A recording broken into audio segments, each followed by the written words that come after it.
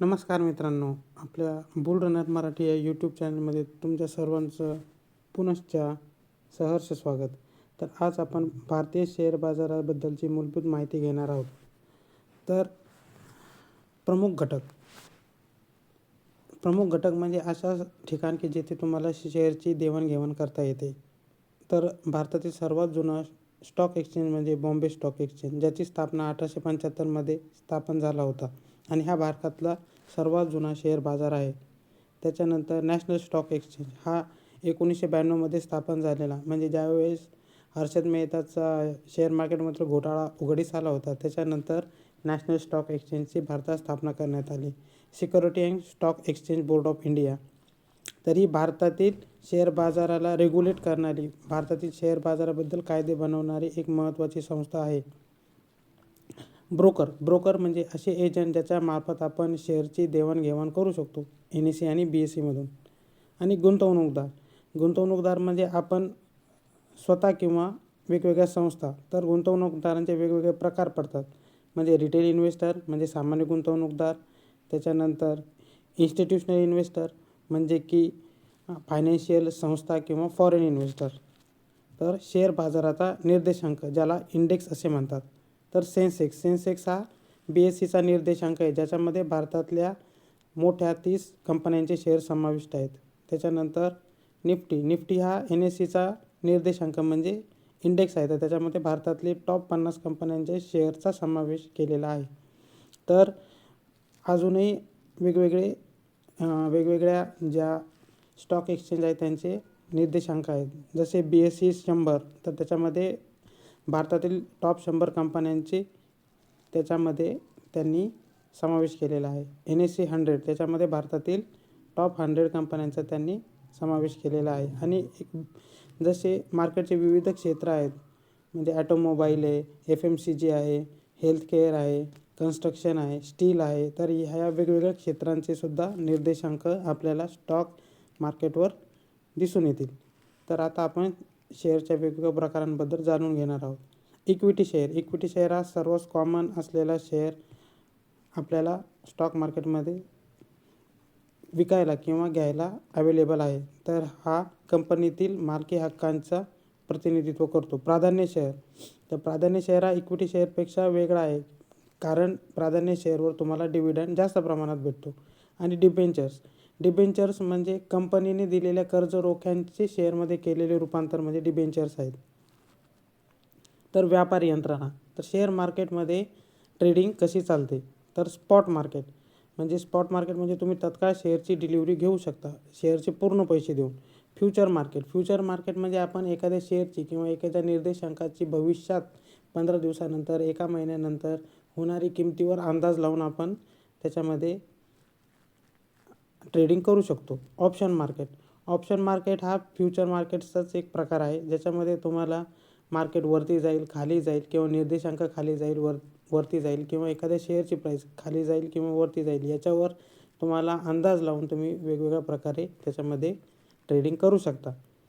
तर शेअर मार्केटमधील गुंतवणुकीचे पर्याय. वैयक्तिक शेअर, जसे की आपण वैयक्तिकरित्या वेगवेगळ्या कंपन्यांची शेअरची खरेदी NSE किंवा BSE याच्यामधून आपल्या स्टॉक ब्रोकर थ्रू करू शकतो. म्युच्युअल फंड हे वेगवेगळ्या प्रकारचे असतात, ज्याच्यामध्ये इक्विटी म्युच्युअल फंड आहेत, त्याच्यानंतर डेट म्युच्युअल फंड आहेत, किंवा हायब्रिड म्युच्युअल फंड्स आहेत.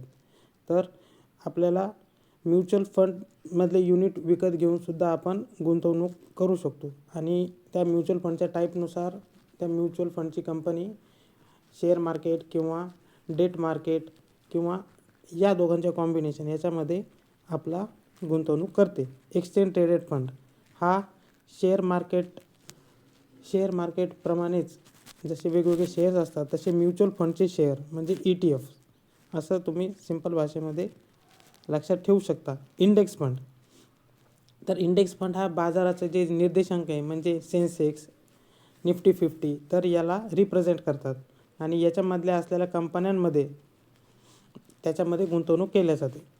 तर जोखीम व्यवस्थापन म्हणजे रिस्क मॅनेजमेंट, तर तुम्ही नेहमीच ऐकत असाल की इन्व्हेस्टमेंट इन म्युच्युअल फंड्स और investment in share market are subject to market risk. So प्रत्येक गुंतवणुकीमध्ये रिस्क असते. कशाची रिस्क? तर तुम्ही गुंतवलेला पैसा कमी होण्याची किंवा एकदम तो डुबून जाण्याची. तर हा पैसा डुबू नये, आपला पैसा कमी होऊ नये, तर त्याच्यामध्ये आपल्याला जोखमीचे व्यवस्थापन करावे लागते. तर कसे जोखमीचे व्यवस्थापन करणार? विविधीकरण म्हणजे डायव्हर्सिफिकेशन. म्हणजे आपण वेगवेगळ्या शेअरमध्ये, वेगवेगळ्या इंडेक्समध्ये किंवा वेगवेगळे जे गुंतवणुकीचे ऑप्शन आहे त्याच्यामध्ये गुंतवणूक करणे.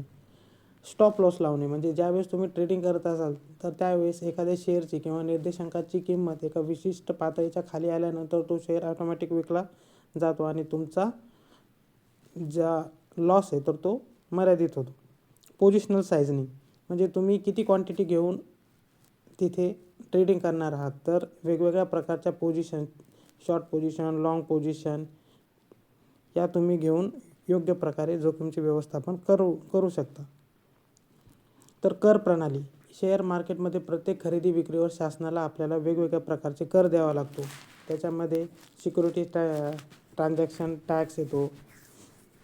त्याच्यामध्ये शेअरमधून मिळालेल्या डिव्हिडंड, लाभांश याच्यावर पण आपल्याला कर द्यावा लागतो. आणि भांडवली नफ्यावर सुद्धा तुमच्या वार्षिक जे तुम्ही करपत्रक किंवा इन्कम टॅक्स रिटर्न जे जनरेट करता त्याच्यामध्ये पण तुम्हाला शेअर मार्केटवरच्या नफ्यावर तुम्हाला इन्कम टॅक्स पण द्यावा लागतो. तर शेअर मार्केटमध्ये गुंतवणूक आपण कशी चालू करावी? सर्वप्रथम सगळ्यात महत्त्वाची गोष्ट म्हणजे आपल्याकडं डीमॅट अकाउंट असावं लागतं. जसं तुमचं बँकेमध्ये पैसे ठेवण्यासाठी बँक अकाउंट असतं, तसंच आपल्याला शेअर ठेवण्यासाठी किंवा म्युच्युअल फंड ठेवण्यासाठी तुमच्याकडे एक स्पेशल अकाउंट असतं, त्याला डीमॅट अकाउंट. डीमॅट म्हणजे असं अकाउंट की जिथे तुम्ही वेगवेगळे शेअर ठेवू शकता. तर डीमॅट अकाउंट तुम्ही तुमच्या शेअर ब्रोकरमार्फत उघडू शकता. आजकाल डीमॅट अकाउंट उघडणे एकदम मोफत झालेले आहे आणि एकदा तुमचं डीमॅट अकाउंट उघडले की तुम्ही तिथून शेअर मार्केटमध्ये ट्रेडिंग किंवा इन्व्हेस्टमेंट करण्यासाठी चालू करू शकता. महत्त्वाची सूचना ही शेअर मार्केटमधील गुंतवणुकी जोखमीची आहे.